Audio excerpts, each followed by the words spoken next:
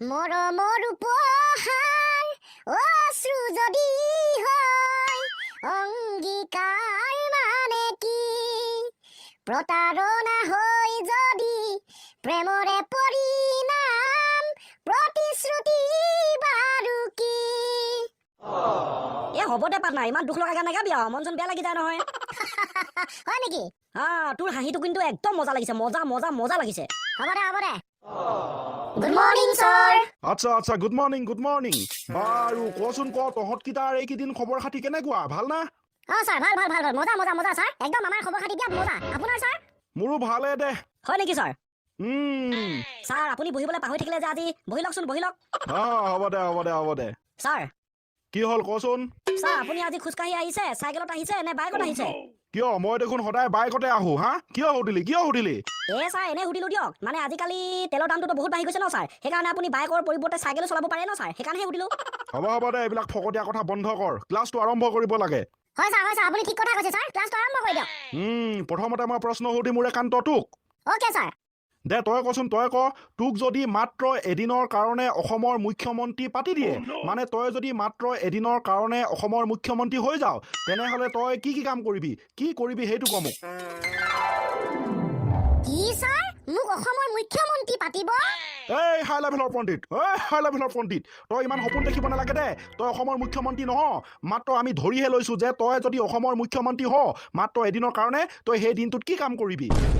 sir আপুনিতো জানেই আমিতো ছাৰ বহুত দুখীয়া মানুহ লগত এটা ভাল স্মাৰ্টফোন নাই এখন বাইক নাই গতিকে ছাৰ মোক যদি এদিনৰ কাৰণে হ'লেও অসমৰ মুখ্যমন্ত্ৰী পাতি দিয়ে তেনেহ'লে ছাৰ মই চৰকাৰী ধন 3 কোটি বা 4 কোটি নিজৰ নামত কৰি ল'ম মানে মোৰ একাউণ্টলৈ ট্ৰান্সফাৰ কৰি ল'ম তাৰপাছত আৰু চিন্তা নাই ছাৰ গোটেই জীৱনটো কাম চাম নকৰাকৈ চলাই দিব পাৰিম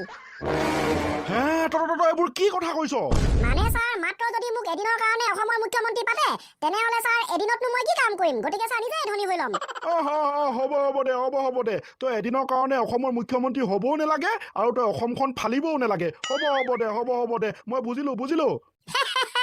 ধন্যবাদ ছাৰ হ'ব এতিয়া ধন্যবাদ দি থাকিব নালাগে নেক্সট প্ৰশ্নটোৰ উত্তৰ দে অ'কে ছাৰ নেক্সট প্ৰশ্নটো হৈছে বৰ্ণ শব্দ আৰু বাক্য মানে কি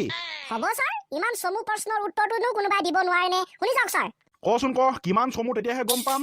ছাৰ শুনক বৰ্ণ প্লাছ শব্দ ইকুৱেল টু বাক্য মানে মই বুজি নাপালো বুজাই দে অ'কে ছাৰ বৰ্ণ হৈছে বাক্যৰ সৰুটো পুতেক আৰু শব্দ হৈছে বাক্যৰ ডাঙৰটো পুতেক আৰু বাক্য হৈছে শব্দ আৰু বৰ্ণৰ মাক হে কি কৈছ তই এইবোৰ ঐ হয় ছাৰ আপুনি ঠিকেই শুনিছে অ আ ক খ সেইবিলাক হৈছে একোটা বৰ্ণ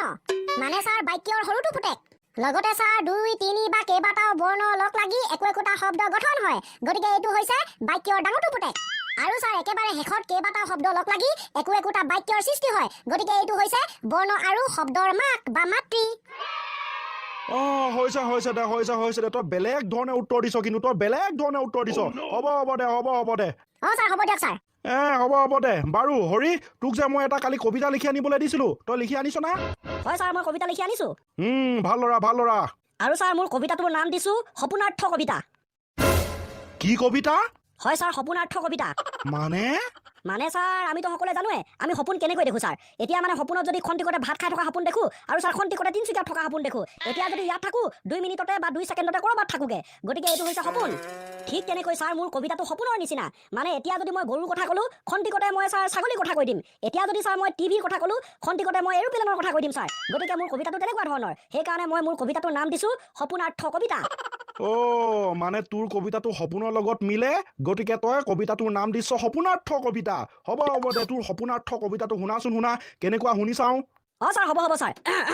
চৰাই উৰে আকাশত পৃথিৱীত আছে মাটি বৰষুণ দিলে ল'ব লাগে ডাঙৰ ডাঙৰ ছাতি